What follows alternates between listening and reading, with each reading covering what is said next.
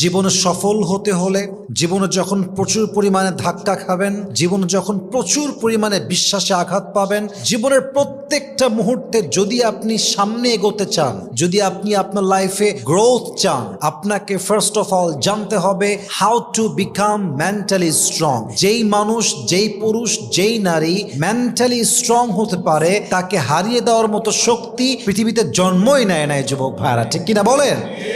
Number one tips, যদি আপনি mentally শক্তিশালী হতে চান, প্রথমত আপনাকে চ্যালেঞ্জ অ্যাকসেপ্ট করতে ভয় পাওয়া যাবে না। চ্যালেঞ্জকে অলওয়েজ নিজের লাইফের একটা চান্স মনে করবেন, একটা অপরচুনিটি মনে করবেন, একটা সুযোগ মনে করবেন।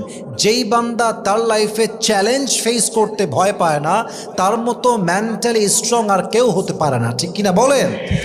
মাথায় রাখবেন, জীবন যদি সবসময় সহজেই চলতো, তবে আমাদের মেন্টালি স্ট্রংনেসটা আমরা কখনো খুঁজে পেতাম না। জীবনে যখন চ্যালেঞ্জ আসে, দুঃখ আসে, কষ্ট আসে, এবং এইটাকে যখন আমরা ভয় ছাড়া ফেস করতে পারি, তখনই আমাদের মাইন্ডটা অনেক বেশি স্ট্রং হয়ে যায়, ঠিক কিনা বলেন?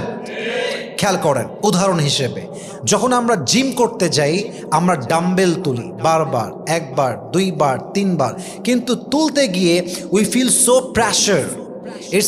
It creates a lot of pressure on our body. যখন তুলছেন চাপ লাগছে, কিন্তু যখন আপনি বারবার তুলছেন, আস্তে আস্তে আপনার মাংসপেশি শক্ত হচ্ছে। ইট মিনস আপনি যত চাপ নেবেন, আপনি যত চ্যালেঞ্জ অ্যাকসেপ্ট করবেন, আপনার জীবনটা তত বেশি গ্রোথ হবে এবং আপনার মেন্টালি স্ট্রংনেস তত বেশি বাড়বে, ঠিক কিনা বলেন? আর একটা জিনিস বোঝার ট্রাই করেন, একটা গাছ তো অটোমেটিক উঠে যায় না, আগে বীজ বপন করতে হয়। আর বীজ যখন মানুষ বপন করে, একদম চাপিয়ে দেওয়া লাগে, একদম চেপে দিয়ে মাটিতে গাড়তে হয়। যখন মাটিতে গেড়ে দেওয়া হয়, এটাই একদিন বিশাল বড় ফুলের গাছ হয়, ফলের গাছ হয়, আমের গাছ হয়। অতএব জীবনের যত চাপ আসবে, চ্যালেঞ্জ আসবে, এটাকে যদি আপনি ভয় ছাড়া ফেস করতে পারেন, আপনি মেন্টালি স্ট্রং হতে পারবেন, ঠিক কিনা বলেন? So we grow when life tests us. আমরা তখনই সামনে আগাতে পারি যখন আমরা জীবনের পরীক্ষাকে ভয় ছাড়া ফেস করতে পারি, ঠিক কিনা বলেন? অতএব প্রত্যেকটা চ্যালেঞ্জকে ভয় ছাড়া অ্যাকসেপ্ট করবেন এবং মোকাবেলা করবেন। বলেন সবাই ইনশাআল্লাহ। 2 নাম্বার, যদি আপনি মেন্টালি স্ট্রং হতে চান, ধৈর্য এবং নামাজ দিয়ে শক্তি নিতে হবে। আল্লাহ তাআলা বলেছেন, ইয়া আইয়ুহাল্লাযীনা আমানুস্তাঈনু বিস-সাবরি ওয়াস-সালাহ, O you who believed, seek the help of Allah subhanahu wa ta'ala with patience and salah. তোমরা নামাজ দিয়ে, ধৈর্য দিয়ে আমার কাছে সাহায্য চাও, তোমাকে সাহায্য করবে একজন। বলেন সবাই, তিনি কে?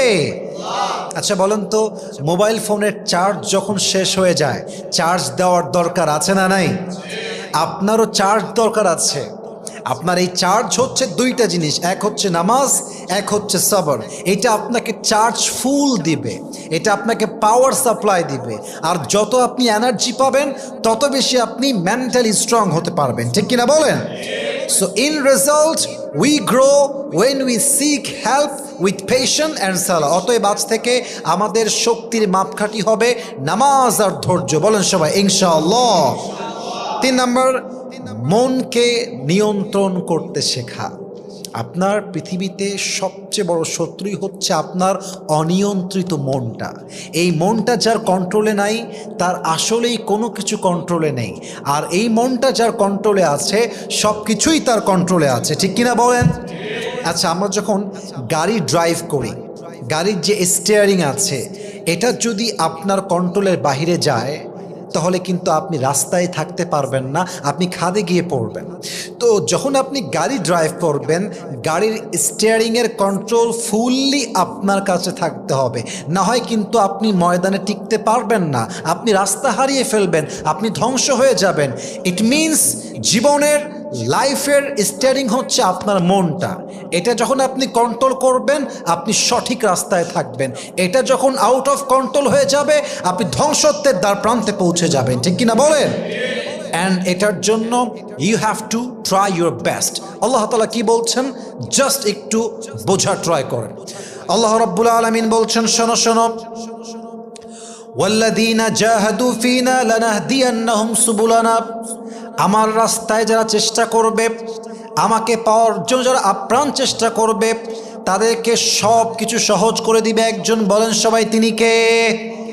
So if you try to control your heart, Allah will help you. Allah will open the door. যদি আপনি চেষ্টা করেন নিজের মনকে নিয়ন্ত্রণ করবার জন্য, আপনার মনকে খুলে দিবে একজন। বলেন সবাই তিনি কে? 4 নাম্বার, জীবনে ব্যর্থ হলে ব্যর্থকে ব্যর্থতা হিসেবে নয়, শিক্ষা হিসেবে নেবেন। Take your failure as the lesson. জীবনে যতবার ব্যর্থ হবেন, বারবার পড়বেন, বারবার আবার আবার আবার দাঁড়াবেন। যতবার হেরে যাবেন, you have to start again, আবার শুরু করবেন। আচ্ছা, আপনি খুব ভালো করে বুঝেন তো, Elon Musk number 1 rich man in the world, সবচেয়ে ধনী, ধনীদের কাতারে তার নাম প্রথমে আসে, নাম্বার 1 টপ লিস্টে আসে। সেই মানুষটা জীবনে কতবার ফেল করেছে, যতবার সে ফেল করেছে, হি স্টার্টেড অ্যাগেন, আবার ফেল, স্টার্টেড অ্যাগেন, আবার ফেল, স্টার্টেড অ্যাগেন। যতবার হেরে গেছে, আবার নতুন করে শুরু করেছে। ইট মিনস আপনি যতবার হারবেন, আপনাকে আবার নতুন করে শুরু করতে হবে। ব্যর্থতা মানে ব্যর্থতা নয়, ব্যর্থতা মানেই শিক্ষা, শিক্ষা মানে নতুন করে শুরু করা। যে নতুন করে শুরু করতে পারে সে সফল হবেই হবে একদিন ইনশাআল্লাহ, ঠিক কিনা বলেন? সো লাইফে ব্যর্থ হতে পারেন, বাট ব্যর্থতা আপনাকে হারিয়ে দিলে চলবে না, আপনাকে আবার নতুন করে শুরু করবেন, তবেই আপনার মেন্টালি স্ট্রংনেসটা আরও বাড়বে। বলেন সবাই ইনশাআল্লাহ। 5 number, control your emotion. Control your emotion, আবেগকে কন্ট্রোল করবেন। আবেগ বড় বড় বড় মারাত্মক জিনিস। আবেগ যার নিয়ন্ত্রণে নাই, সে জীবনে কিছু করতে পারে না। আবেগ যার নিয়ন্ত্রণের বাহিরে, সে কখনো মেন্টালি স্ট্রং হতে পারে না। আচ্ছা, আপনি ভাবেন মেসির কথা। মেসি যখন ফুটবল নিয়ে মাঠে দৌড়ায়, হাজার হাজার লাখো লাখো কোটি দর্শক তাকে দেখছে, সামনে এতগুলো প্লেয়ার সবাইকে ডিফেন্স করছে, তখন সে যদি আবেগের প্রতি স্টাক হয়ে যায়, আবেগে পড়ে যায় যে কি করব, কেমনে করব, ভয়, এই যে একটা ফেয়ারনেস, এই ভয়টা তাকে গোল দিতে দিবে না। তখন যদি সে তার আবেগকে নিয়ন্ত্রণ করতে পারে, তার ইমোশনকে কন্ট্রোল করতে পারে, নিজেকে মেন্টালি স্ট্রং রেখে খেলতে পারে, তবে সে হবে best player in the world, ঠিক কিনা বলেন? মেসি আবেগ দিয়ে খেলে না, রোনালদো আবেগ দিয়ে খেলে না। যারাই খেলে, যারা ইন্টারন্যাশনাল প্লেয়ার, তারা আবেগ দিয়ে নয়, আবেগকে কন্ট্রোল করে খেলে। আপনি যত বেশি আবেগী হবেন, আপনি ডিসিশন নিতে তত বেশি লেট করবেন। আপনি যত বেশি আবেগী হবেন, আপনার চিন্তা তত বেশি নিচে যাবে। অতএব আজ থেকে আবেগকে নিয়ন্ত্রণ করবে যে সফল হবে, আবেগকে নিয়ন্ত্রণ করবেন। রাজি আছেন তো ইনশাআল্লাহ? আচ্ছা, একটু ভাবেন তো যে গরম খাবার মনে করেন যে রাখা আছে, অনেকগুলো গরম খাবার, মনে করেন যে ভাত অনেক গরম রাখা আছে, আপনি যদি একসঙ্গে সবগুলোকে মুখে দিয়ে দেন, আপনার জিহবা, আপনার গলা সহ্য করতে পারবে? পারবে না। বরঞ্চ ঠান্ডা হতে দেন, একটু একটু করে নেন। এক্স্যাক্টলি যখন আবেগ দিয়ে মন ভরা থাকে, তখন কিন্তু আপনি কোনো কাজ করতে গেলে কাজের শক্তি আপনি খুঁজে পাবেন না। যদি আপনি আবেগকে কমায় দেন, কন্ট্রোলে নিয়ে আসেন, তখন প্রত্যেকটা কাজের স্টেপ আপনার বডি আপনাকে সাপোর্ট দিবে, আপনার মেন্টাল হেলথ আপনাকে সাপোর্ট দিবে, ঠিক কিনা বলেন? অতএব কন্ট্রোল ইউর ইমোশন। আল্লাহ আমাদের সবাইকে আবেগ কন্ট্রোল করার তৌফিক দান করুক। পড়েন সবাই আমিন। 6 number is very important, trust on Allah subhanahu wa ta'ala in every kind of situation, in every kind of circumstances that you are in.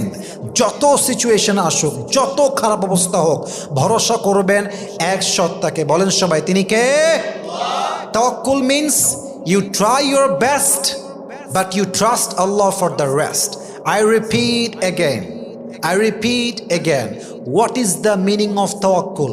Tawakkul means you try your best but you trust Allah for the rest. আপনি আপনার সর্বোচ্চ দিয়ে কাজ করবেন, দোয়া করবেন, support দিয়ে সর্বোচ্চ দিবেন, বাকিটা ভরসা করবেন এক সত্তার উপরে। বলেন সবাই তিনি কে? তাওয়াক্কুল ইজ নট উইকনেস। তাওয়াক্কুলটা কোনো দুর্বলতা নয়, বরং এটা it's a strength, it's a power, it's inner peace, it's called silently leaving everything to Allah subhanahu wa ta'ala. Tawakkul means fully faith in Allah subhanahu wa ta'ala's plan. তাওয়াক্কুল মানে আমি ভেঙে গেলাম তা নয়, তাওয়াক্কুল মানে হতাশ হওয়া নয়, তাওয়াক্কুল মানে বসে থাকা নয়, তাওয়াক্কুল মানে দায় এড়ানো নয়, তাওয়াক্কুল মানে I will give my best effort and I will leave the rest in Allah সুবহানাহু ওয়া তাআলা। আমি আমার সর্বোচ্চ করব, বাকিটা ভরসা করব এক সত্তাকে। বলেন সবাই তিনি কে? অতএব যতবার ভেঙে যাবেন বারবার শক্ত হয়ে দাঁড়াবেন আর ভরসা করবেন এক সত্তাকে। আওয়াজ দিয়ে বলেন সবাই তিনি কে?